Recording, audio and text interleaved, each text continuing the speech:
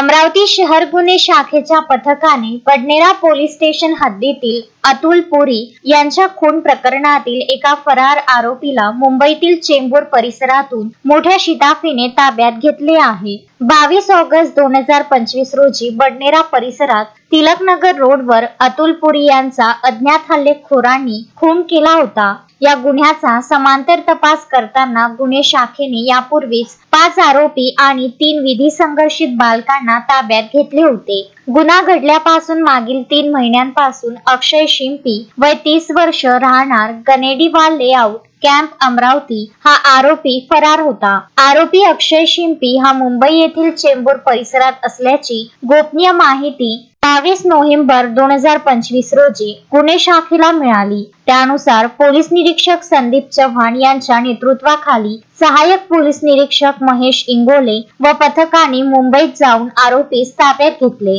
ताब्यात घेतलेल्या आरोपीस पुढील तपास कामी बडनेरा पोलिसांच्या ताब्यात देण्यात आले आहे। सदरची कामगिरी पोलीस आयुक्त अरविंद सावरिया यांच्या मार्गदर्शनाखाली गुन्हे शाखेच्या पथकाने यशस्वीरित्या पार पाडली।